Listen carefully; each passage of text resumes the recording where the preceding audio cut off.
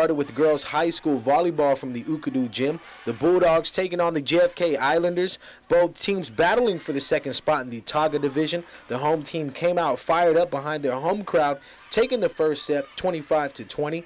JFK looked to take the second set after jumping out to an early lead, but found themselves struggling later in the set behind some costly errors. Ukadu outscored JFK 7-4 in the end to take the second set win 25-19. The George Washington Geckos continue their run at this year's title with another dominant performance over the weekend. The Geckos made the trip to JFK to take on the Islanders and walked away with the 40-6 win.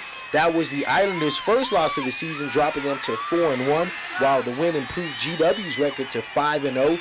GW's next game is this Saturday against the Ukadu Bulldogs at 7 o'clock at the GW Field. Hundreds of runners came out and supported the 4th annual Eaton-Outtow 5K. The run started in front of the Agana Cathedral and took participants throughout different historical sites throughout Agana. The event is held yearly to help raise funds for the Guam Humanities Council's different programs. Runners were treated to music played by Patrick Palomo and songs performed by a Chuukese church group that sang choir along the way. In Shirley's basketball, the traditional All-Star game was held at the Tumuni Gym between All-Star players from the A and B division against All-Star players from the C and D division. Julius Yu with the 3 for the C and D All-Stars. A and B keeping the tempo of the game going. Jerry Hinkle with the pass up court to August Sotelo for the Chamorro alley-oop. The A and B All-Stars went on to take the win. This year's co-MVPs were C and D's Julius Yu and A and B's August Sotelo.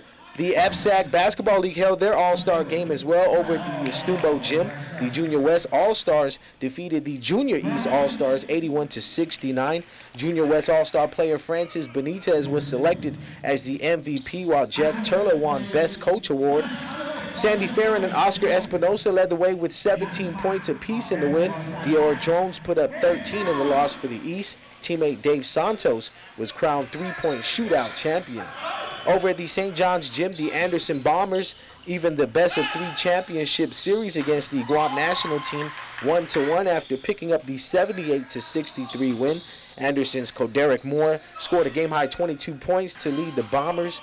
John Chaco did all he could to keep the national team in the game with 14 points. The third and final game will be played this Sunday at 2 o'clock at the St. John's Gym. In golf news, the Guam U.S. Air Force veterans held a golf tournament as part of fundraising efforts to help flip the cost of renovations at the PD Cemetery. Here's Bill Cundiff with more on their fundraising efforts. The Guam U.S. Air Force veterans trying to raise funds to help refurbish the cemetery in PD.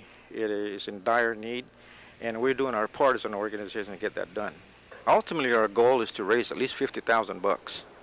And I know that's an ambitious goal, but not only are we having this golf tournament now, but also we're having some small fundraisers on the side to ensure that we reach our goal.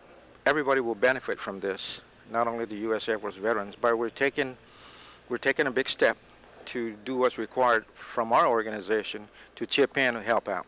Last but definitely not least, in youth football, the Cowboys and Angels met up in the Mega Division in a battle of undefeated teams. Both teams entered the game with 6-0 records.